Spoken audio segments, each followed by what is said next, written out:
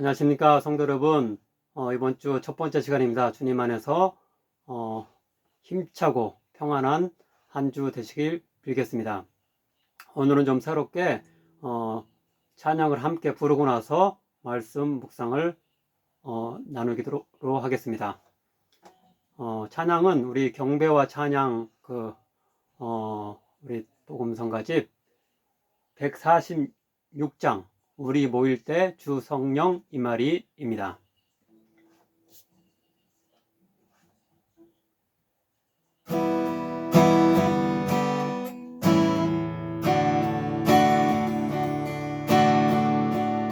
우리 모일 때 주 성령 임하리.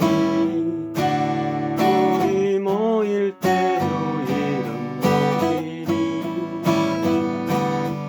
우리 마음 모아 주를 경배할 때 주님 축복하시리.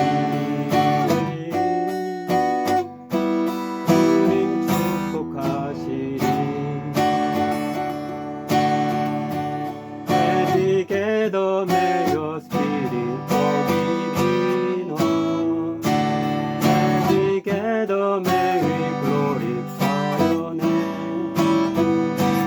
Knowing that as your heart begin to worship, we'll be blessed because we can. We'll be blessed because we can. 우리 모일 때 주 성령 임하리. 우리 모일 때 주 이름 높이리. 우리 마음 모아 주를 경배할 때 주님 축복하시리. 주님 축복하시리.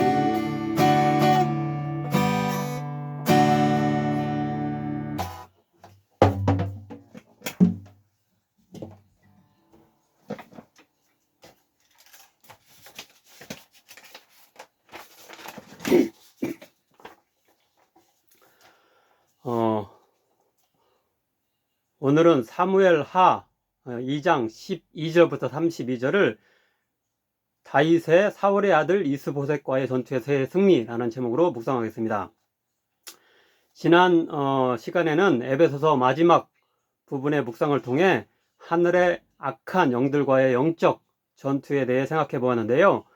오늘부터는 다시 사무엘하의 묵상을 통해서 인간 역사 속에서의 실제 전쟁에 대해서 살펴보도록 하겠습니다.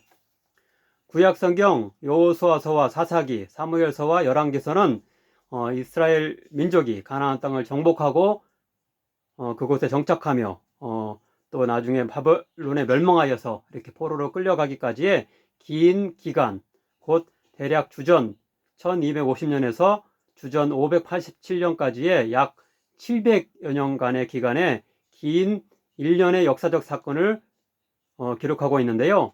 일반 역사와 마찬가지로 수많은 전쟁과 전투가 기록되고 있습니다. 사무엘서는 최후의 사사였던 사무엘의 시기부터 최초의 왕이었던 사울, 그리고 가장 위대한 왕으로 여겨진 다윗까지의 역사를 담고 있는데요. 사무엘하는 사울이 죽은 후 다윗이 어떻게 남유다와 북이스라엘을 통일하고 강력한 통일 왕국을 이루게 되었는지를 기록합니다. 특별히 사무엘하 7장에 다윗 언약이 중요한데요. 여기서 하나님은 성전을 짓기를 원하는 다윗의 믿음을 어여쁘게 보셔서 그의 왕국이 영원할 것이라고 약속하며 축복하기 때문입니다.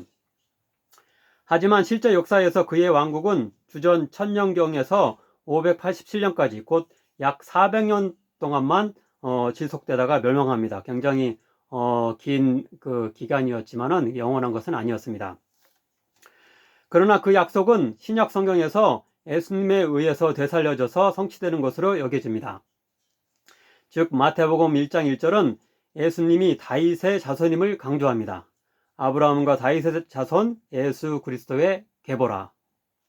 또한 누가복음 1장 30절부터 33절은 하나님의 천사가 마리아에게 너희 아들이 다윗의 왕위를 이을 자라고 말씀합니다. 천사가 이르되 마리아여 내가 잉태하여 아들을 낳으리니 그 이름을 예수라 하라. 그가 큰 자가 되고 지극히 높으신 이의 아들이라 일컬어질 것이요 주 하나님께서 그 조상 다윗의 왕위를 그에게 주시리니 영원히 야곱의 집을 왕으로 다스릴 것이며 그 나라가 무궁하리라. 곧 다윗은 참된 구원자이신 예수님의 예표가 되는 인물이라고 할 수 있는데요. 사무엘상 13장 14절과 사도행전 13장 22절을 보면 다윗은 하나님의 마음에 맞으며 하나님의 뜻을 이행하는 자라고 묘사됩니다. 또한 사무엘하 8장 15절과 22장 21절에서 26절 등을 보면 다윗은 공의와 정의 그리고 정직함, 인자함 등으로 나라를 다스렸으며 그로 인해 하나님의 축복을 받은 것으로 이야기됩니다.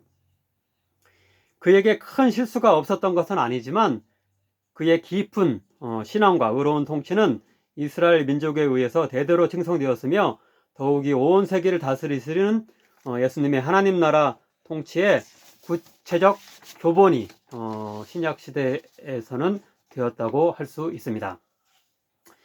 이제 본문을 차례로 따라가며 다윗이 하나님의 뜻에 따라 강성한 통일 왕국을 어떻게 이루어갔는지 살펴보도록 하겠습니다.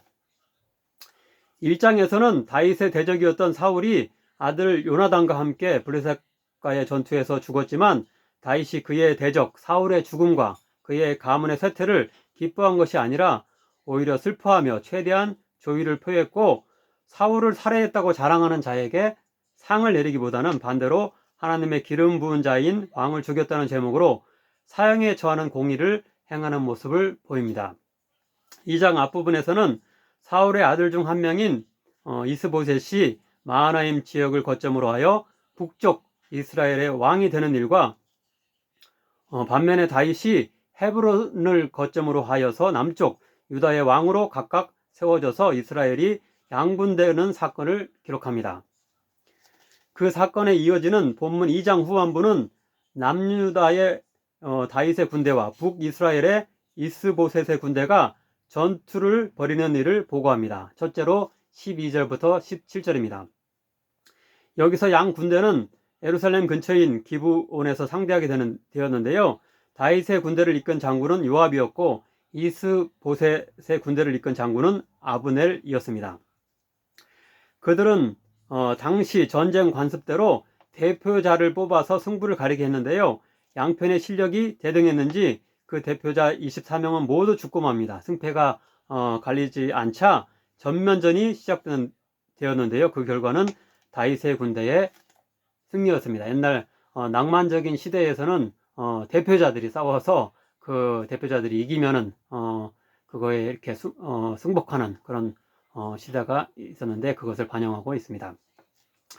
하지만 두 번째 구절인 18절부터 23절을 보면 남유다의 장수 요압의 동생 중 한 명이었던 아사엘이 무리하게 상대편의 장군 아브넬에게 덤비다가 죽는 일이 일어납니다. 이 일은 나중에 요압이 다윗의 말을 거역하며 개인적으로 아브넬에게 복수하여서 문제를 일으키는 계기가 됩니다. 세 번째 구절인 24절부터 28절은 전세가 완전히 기울어진 후 아브넬의 요청으로 양 군대가 전투를 멈추지만 여전히 그 책임은 상대방에 있다고 서로 비난하는 모습을 보여줍니다. 마지막으로 30절부터 32절은 비록 아사엘의 희생이 있었지만 전투의 결과가 일방적이었음을 알립니다.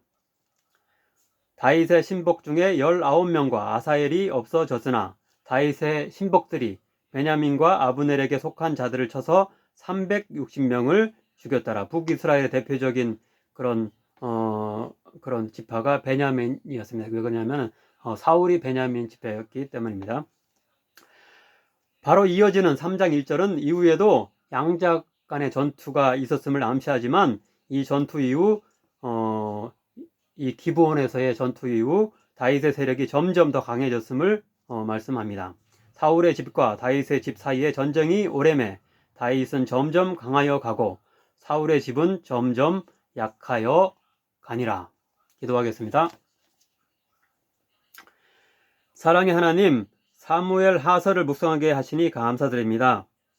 수많은 전쟁과 전투 속에서도 하나님의 공의와 인애를 실천하려고 노력한 다윗 왕의 모습을 배울 수 있게 하소서. 양을 치는 목동이었던 다윗을 위대한 왕으로 들어 사용하신 하나님의 크신 역사와 은혜를 깨닫게 하소서. 다윗 왕 시대의 신앙적이면서도 용성했던 왕국의 모습을 통해 예수님이 이루실 찬란한 하나님 나라의 모습을 미리 맛보며 그 나라를 더욱 사모하게 하소서. 예수님의 이름으로 기도하옵나이다. 아멘.